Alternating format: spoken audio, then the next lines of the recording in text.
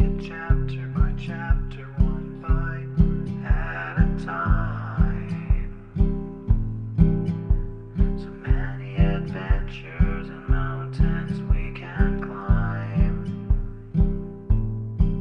Take it word for word, line by line, one bite at a time.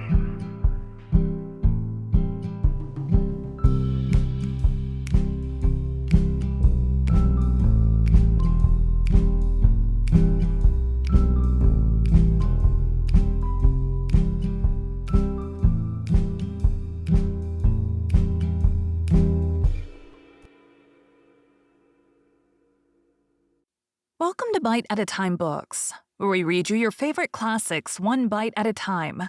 My name is Bree Carlile, and I love to read, and wanted to share my passion with listeners like you. If you want to know what's coming next and vote on upcoming books, sign up for our newsletter at biteatatimebooks.com.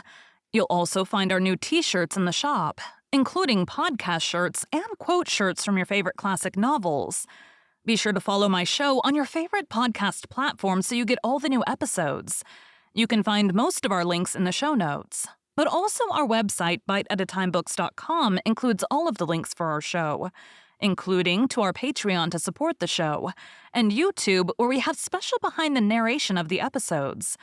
We're part of the Bite at a Time Books Productions Network.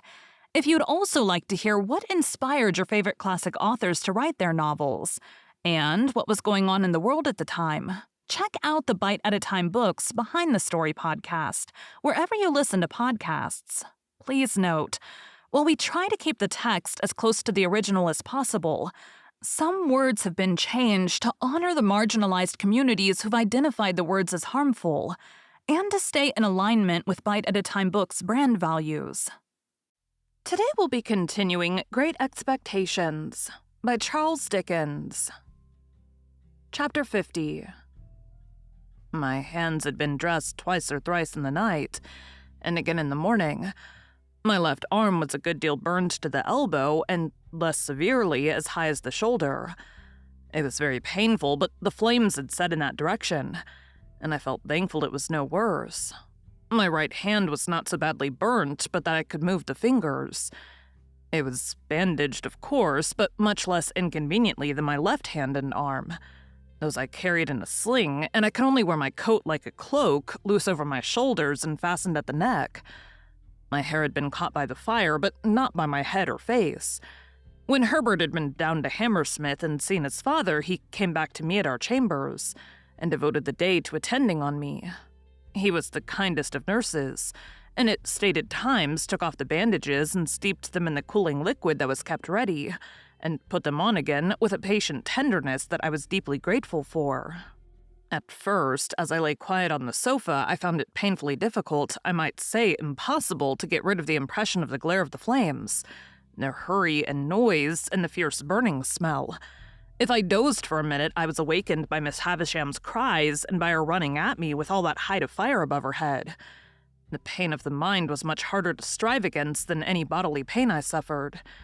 And Herbert, seeing that, did his utmost to hold my attention engaged. Neither of us spoke of the boat, but we both thought of it.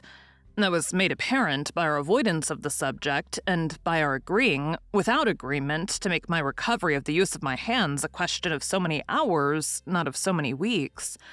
My first question when I saw Herbert had been, of course, whether all was well down the river, as he replied in the affirmative with perfect confidence and cheerfulness.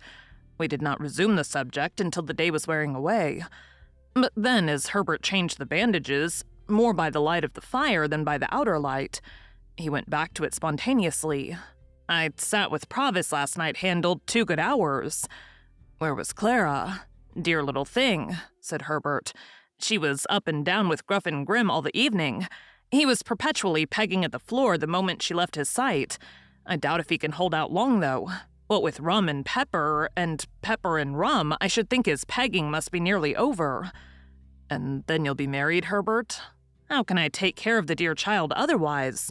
Lay your arm out upon the back of the sofa, my dear boy, and I'll sit down here and get the bandage off so gradually that you shall not know when it comes. I was speaking of Provis. Do you know, Handel, he improves? "I said to you I thought he was softened when I last saw him. So you did, and so he is. He was very communicative last night and told me more of his life. You remember his breaking off here about some woman that he had had great trouble with. Did I hurt you?" I had started, but not under his touch. His words had given me a start. I had forgotten that, Herbert, but I remember it now you speak of it.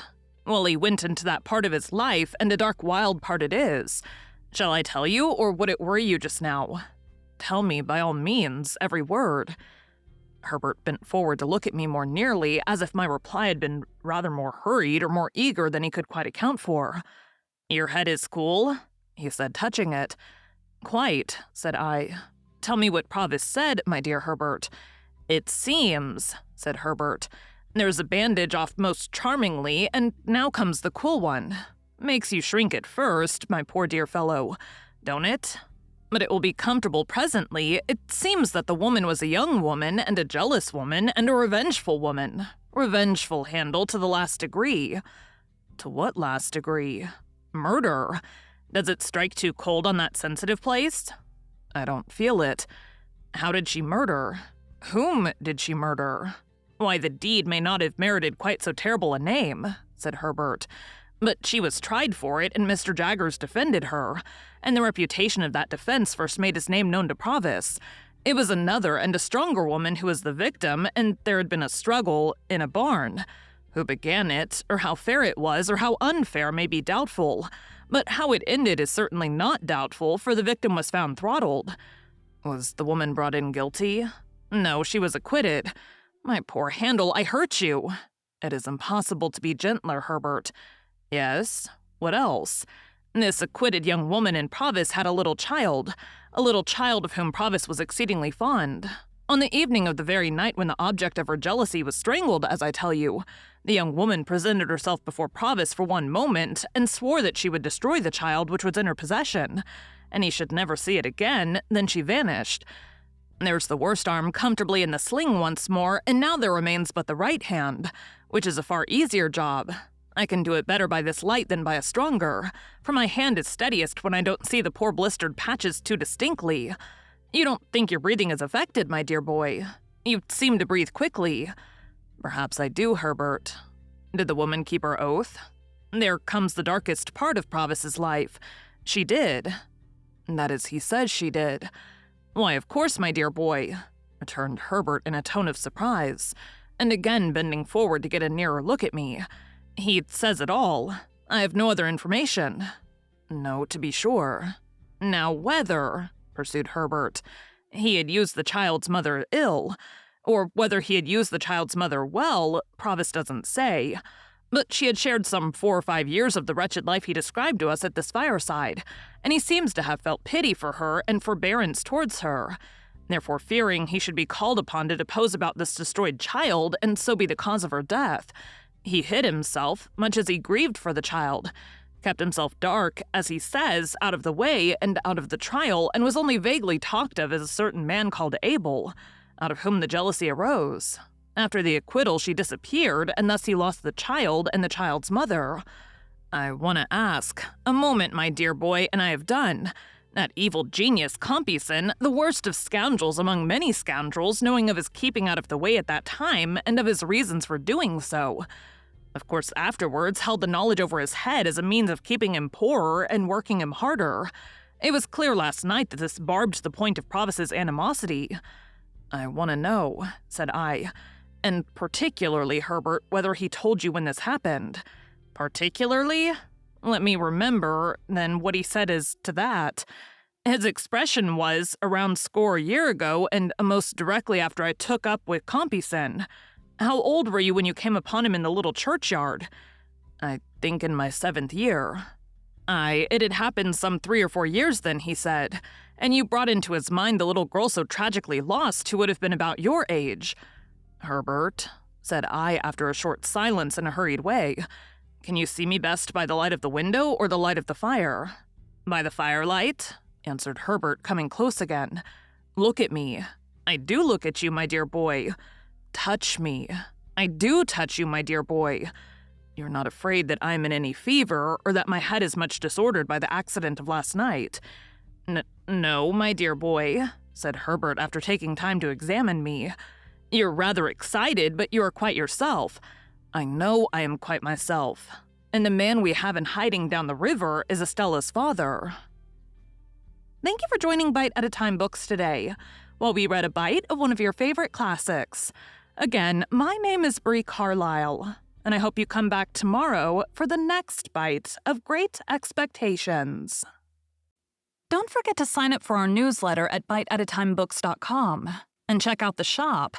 You can check out the show notes or our website, biteatatimebooks.com, for the rest of the links for our show. We'd love to hear from you on social media as well.